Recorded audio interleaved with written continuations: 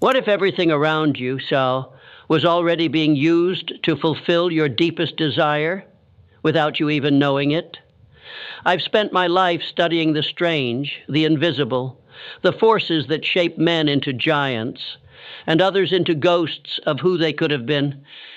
But of all the mysteries I've encountered, none is more imponderable than the power of the human mind.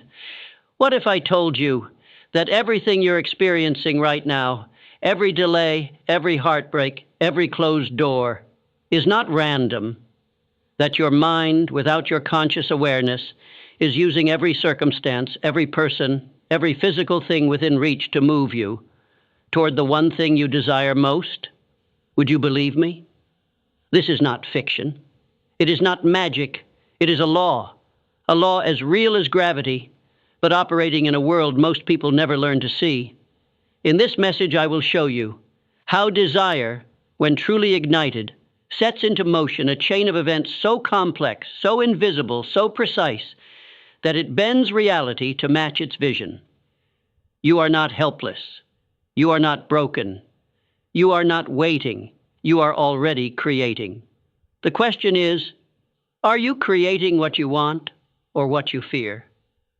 Let me tell you a story about a man with nothing in his pockets but a flame in his mind, and how that flame changed the course of his destiny.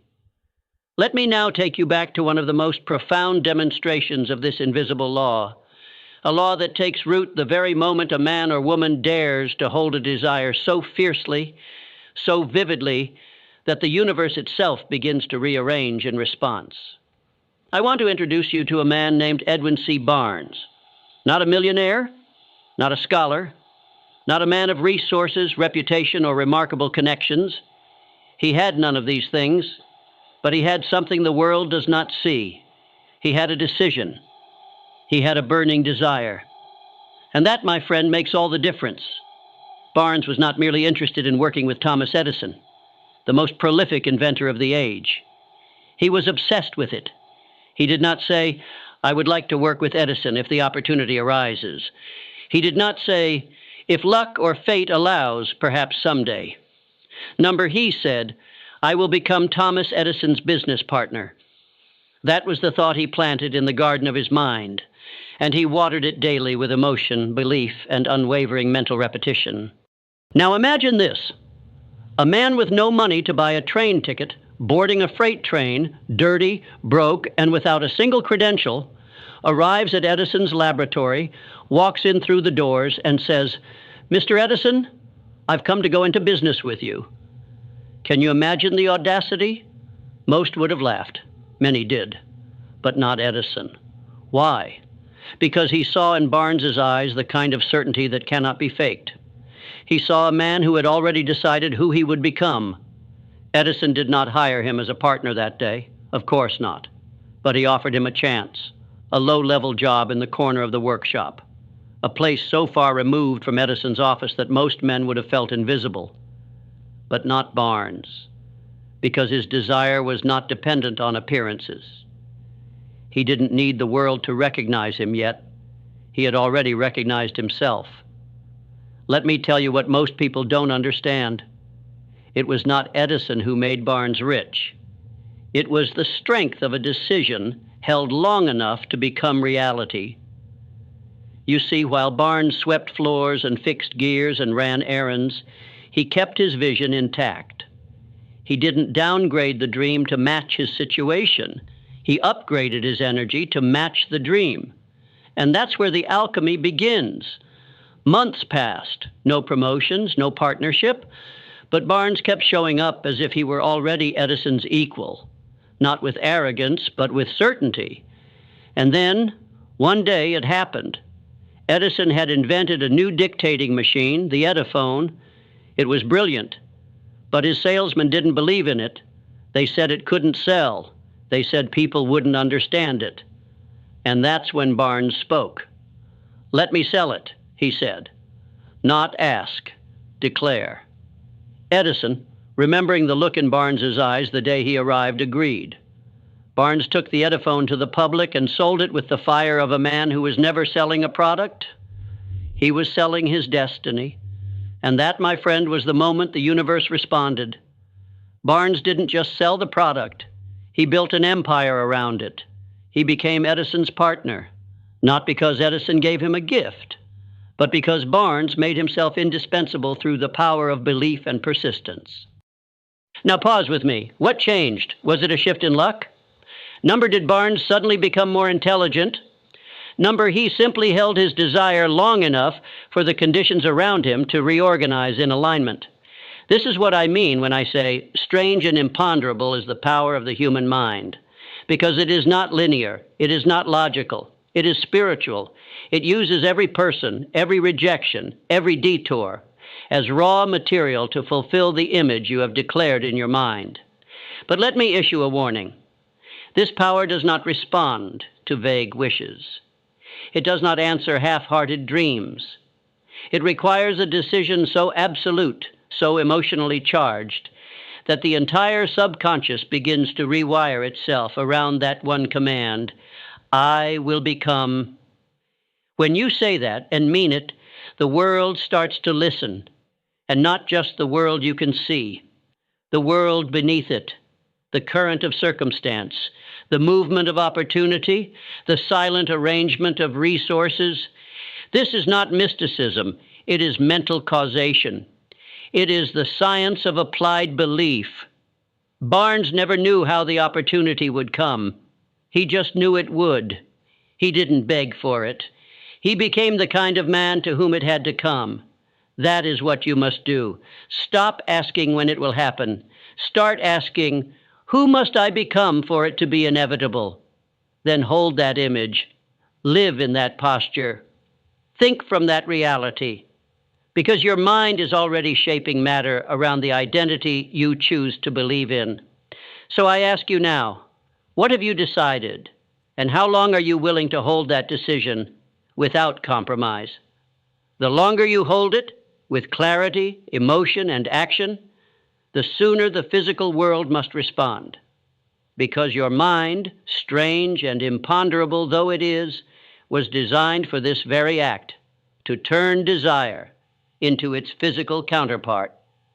That is not a metaphor. That is the blueprint, and Barnes followed it. So can you. Let us now descend deeper into the mystery.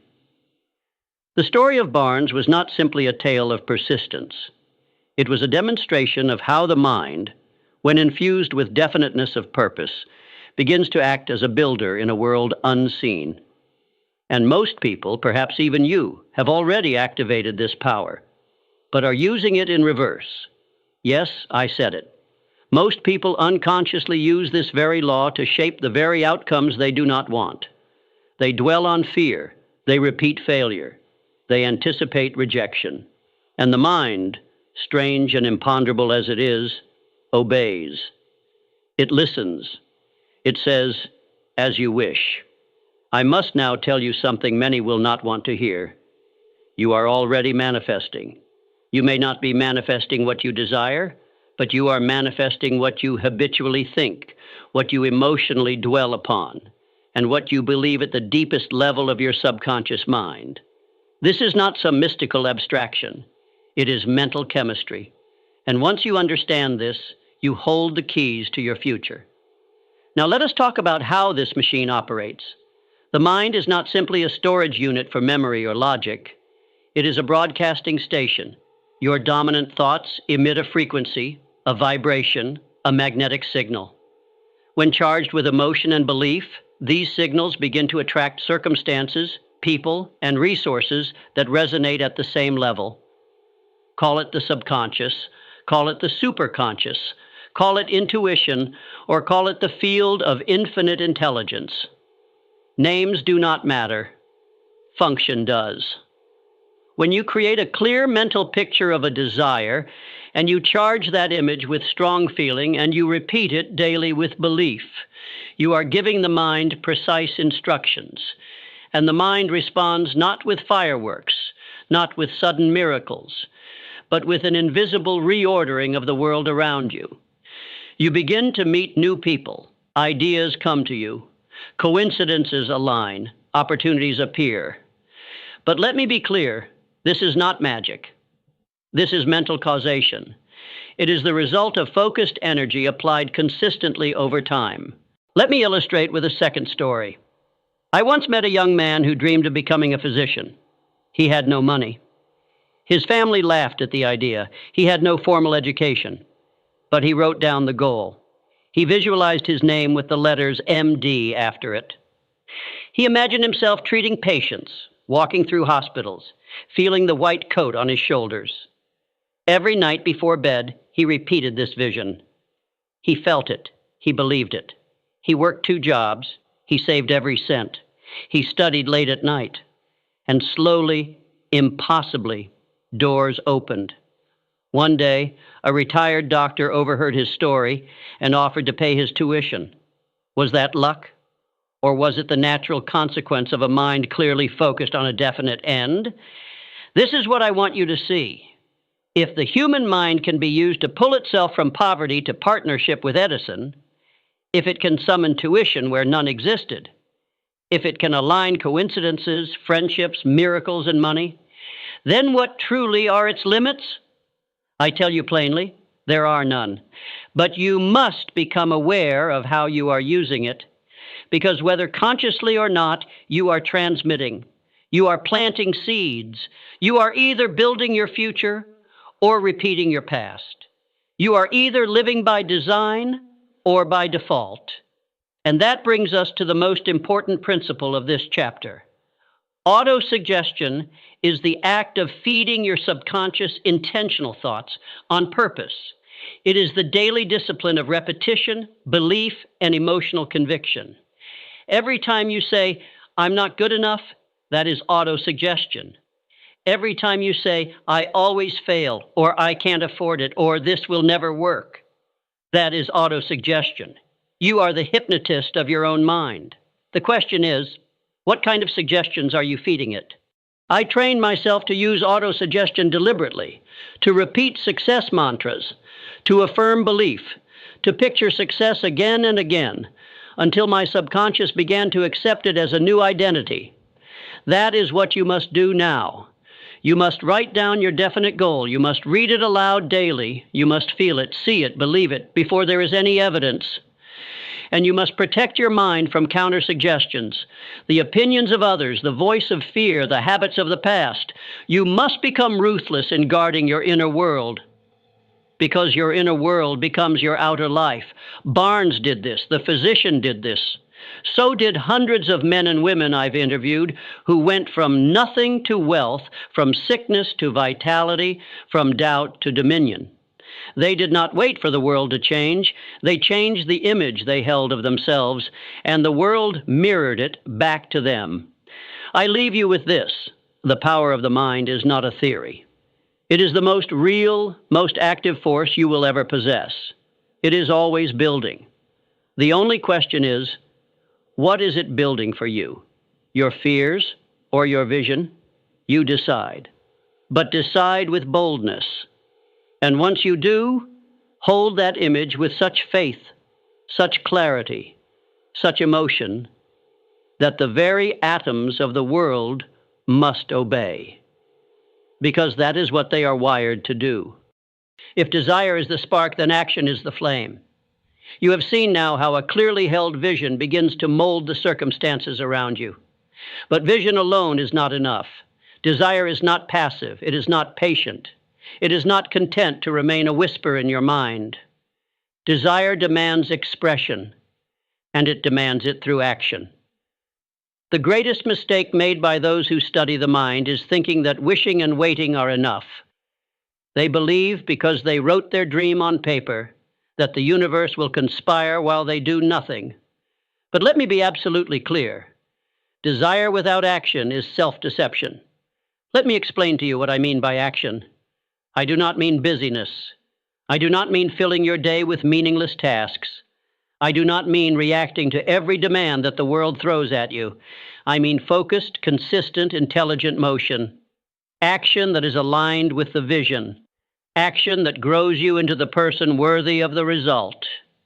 Action that says, I believe so deeply in this desire, I am willing to move toward it, whether I see progress or not. This is what separates dreamers from creators. The dreamer hopes, the creator moves. Let me tell you a story that illustrates this principle. In my research, I met a man who dreamed of opening a chain of hotels. He was working as a janitor at the time. But each day after work, he would stay behind and study. He read every book he could find on business, marketing, and real estate. He saved every extra dollar. He visited banks, got rejected, and came back again. And then one day, while attending a community meeting about housing development, he stood up and asked a bold question that impressed a local investor. That conversation led to his first partnership, his first property, his first moment of proof, and then another and another, until the chain he once imagined was printed in letters above a downtown skyline. It did not begin with money. It did not begin with contacts. It began with action taken in faith. You see, desire is the fire, but it must be channeled. And channeling desire requires three elements: decision, persistence, faith. Decision cuts off all alternatives. Persistence continues regardless of how the outer world responds. Faith is the belief that your unseen actions matter, even when the evidence is missing. Now let us explore the word that makes many uncomfortable: faith. Faith is not religious. Faith is neurological. Faith is emotional conviction so deep that it reprograms your nervous system to act as if the result were already yours. Faith is what allows you to wake up on day 47 with no sign of progress and still act with the energy of a man who sees the finish line. That is power, because that kind of energy is what begins to trigger invisible shifts. This is what I mean by transmutation. Desire must be transmuted into belief, belief into action, action into results, but none of it works without motion. Let me share another case. A young woman dreamed of becoming a world-renowned speaker, but she had a stutter, fear of crowds, no audience. Most would have stopped there, but she didn't. She joined a local speaking group. Her first speech was painful, embarrassing, but she returned. Week after week, she practiced. She filmed herself. She studied others. She rewrote her talks again and again. And eventually, she spoke at a regional event, then nationally, then globally, not because she was born a speaker, but because she had a fire that she fed with action. Let me tell you a story that illustrates this principle. In my research, I met a man who dreamed of opening a chain of hotels. He was working as a janitor at the time. But each day after work, he would stay behind and study. He read every book he could find on business, marketing, and real estate. He saved every extra dollar. He visited banks, got rejected, and came back again. And then one day, while attending a community meeting about housing development, he stood up and asked a bold question that impressed a local investor. That conversation led to his first partnership, his first property, his first moment of proof, and then another and another, until the chain he once imagined was printed in letters above a downtown skyline. It did not begin with money. It did not begin with contacts.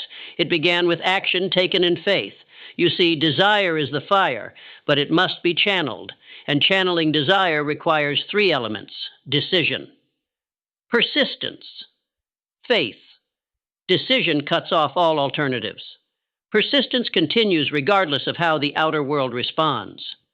Faith is the belief that your unseen actions matter, even when the evidence is missing. Now let us explore the word that makes many uncomfortable: faith. Faith is not religious. Faith is neurological. Faith is emotional conviction so deep that it reprograms your nervous system to act as if the result were already yours. Faith is what allows you to wake up on day 47 with no sign of progress and still act with the energy of a man who sees the finish line. That is power, because that kind of energy is what begins to trigger invisible shifts. This is what I mean by transmutation. Desire must be transmuted into belief, belief into action, action into results, but none of it works without motion. Let me share another case.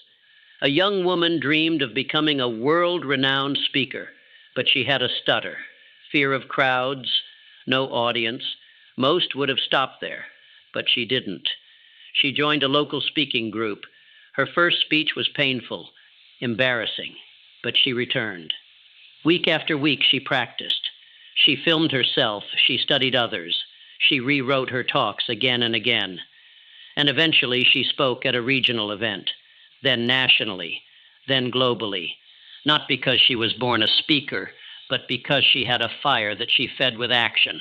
So let me ask you, are you moving or are you waiting for permission? You will not get permission from the world. You must give it to yourself. You must move as if it is already yours. Because action, taken in alignment with desire, is the clearest signal you can send to the universe. I am ready. Now here is something few realize. Action generates clarity. Many wait to act until they feel sure. But I tell you, certainty comes after action, not before. Motion creates momentum. Momentum uncovers insight. Insight gives you strategy. So move, even if your steps are imperfect. Move, even if your voice shakes. Move, because life does not respond to potential. It responds to signals. And action is the most powerful signal of all. There is one more element to this fire: emotion. Action taken without feeling is mechanical, soulless. But when you act with emotion, when you bring conviction, gratitude, urgency, you energize your entire being. You move from mere effort into power. Emotion amplifies intention. Intention fuels results.